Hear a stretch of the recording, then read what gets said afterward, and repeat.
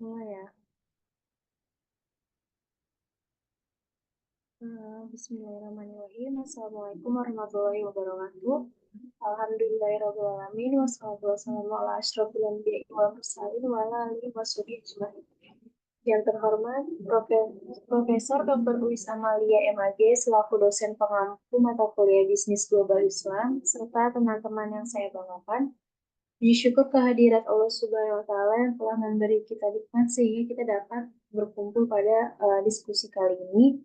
Perkenalkan, saya Azrila Mutia selaku moderator dari kelompok 8 yang akan memandu presentasi pada diskusi kali ini. Adapun topik yang akan kita bahas yaitu tentang microfinance syariah.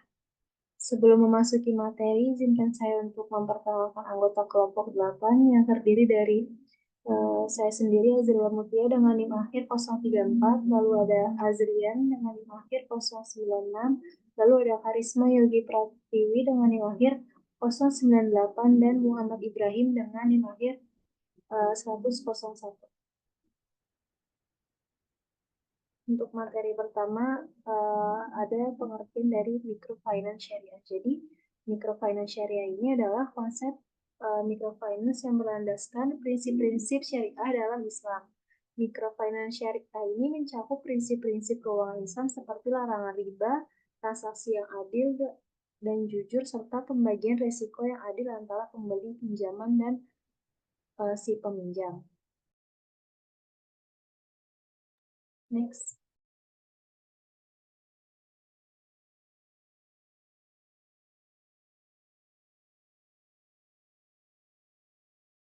Lalu di sini ada peranan microfinance syariah. Yang pertama ada mengurangi kemiskinan, yang kedua memperluas akses keuangan, yang ketiga mendorong kewirausahaan, yang keempat pendidikan dan pemberdayaan, dan yang kelima mempromosikan prinsip-prinsip syariah.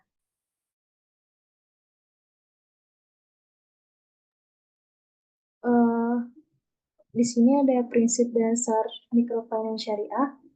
Yang pertama kepatuhan syariah, lalu yang kedua prinsip bagi hasil, yang ketiga etika dan tanggung jawab sosial, yang keempat pemberdayaan ekonomi, dan yang terakhir keadilan dan transparansi.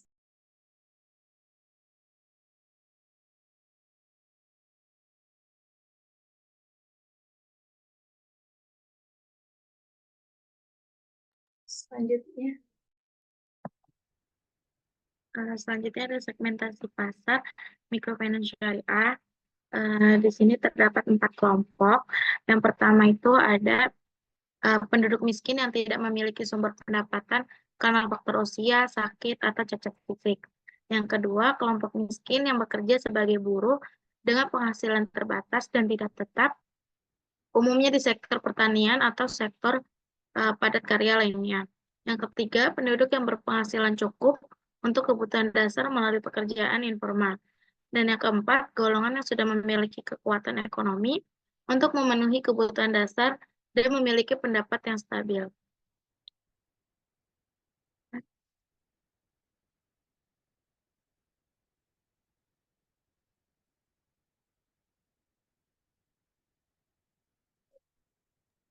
Baik, selanjutnya adalah lembaga microfinance syariah. Di sini ada BMT, BPRS, dan koperasi.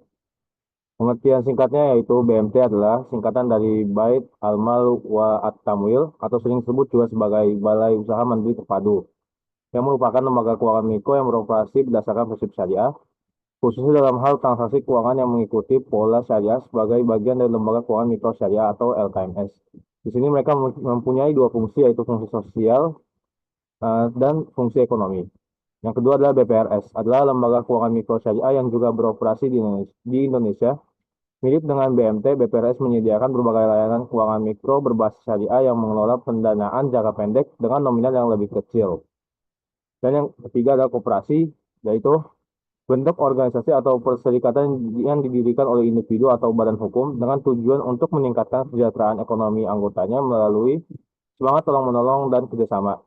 Prinsip seorang buat semua dan semua buat seorang menjadi landasan utama di sini.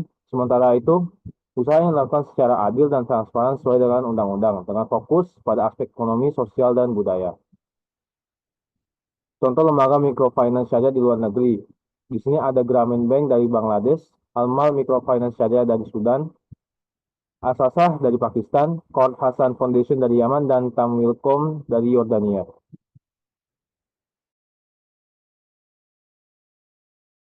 Oke, selanjutnya ada yang namanya model operasional microfinance. Yang pertama ada association model, yaitu sebuah model di mana masyarakat membentuk sebuah asosiasi di lingkungannya.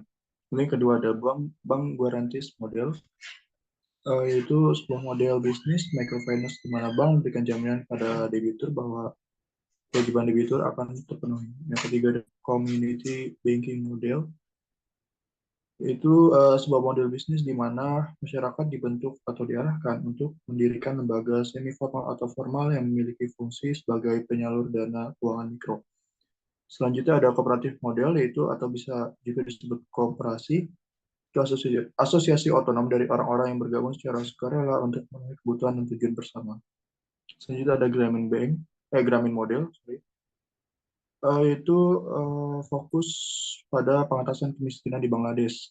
Grameen model ini diinisiasi oleh Profesor Muhammad Yunus. Selanjutnya ada grup model, yaitu model bisnis microfinance yang menekankan pada adanya kekuatan dari sebuah grup. Selanjutnya ada individual model, yaitu model bisnis microfinance di mana kredit mikro diberikan langsung kepada peminjam. Lalu terakhir ada intermediaries model, yaitu model bisnis microfinance di mana terdapat sebuah lembaga yang menjadi perantara di antara pemberi pinjaman dengan peminjam. Next. Next. Oke, selanjutnya ada peluang microfinance syariah. Yang pertama, berkembangnya teknologi informasi di industri keuangan memberikan kesempatan untuk meningkatkan dan memperluas pelayanan pada masyarakat. Lalu yang kedua, masih rendahnya inklusi keuangan bagi masyarakat yang unbankable. Dan yang ketiga, semakin banyak masyarakat yang menyadari bahaya riba. Next. Oke, mungkin itu saja. Saya kembalikan ke moderator. Baik, terima kasih kepada pemateri. Izinkan saya untuk membacakan kesimpulan. Jadi, melihat perkembangan lembaga keuangan mikro di Indonesia, sudah banyak kemajuan yang cukup pesat. Dikarenakan lembaga keuangan mikro adalah salah satu penopang ekonomi terbesar di Indonesia selain lembaga keuangan formal atau bank, lembaga keuangan mikro sendiri hadir karena pengusaha kecil, mikro serta berpenghasilan rendah yang tidak dapat menjangkau lembaga keuangan formal guna melakukan kegiatan penyediaan jasa keuangan. Lembaga keuangan mikro juga hadir demi memenuhi kebutuhan masyarakat miskin atau berpenghasilan rendah. Walaupun tidak secara langsung melakukan pembiayaan terhadap UMKM, tetapi program pemberdayaan yang dilaksanakan terbukti mampu mengangkat derajat kaum duafa yang awalnya unbankable menjadi microbankable. Sekian dari kelompok 8, kurang lebihnya mohon maaf. Wassalamualaikum warahmatullahi wabarakatuh.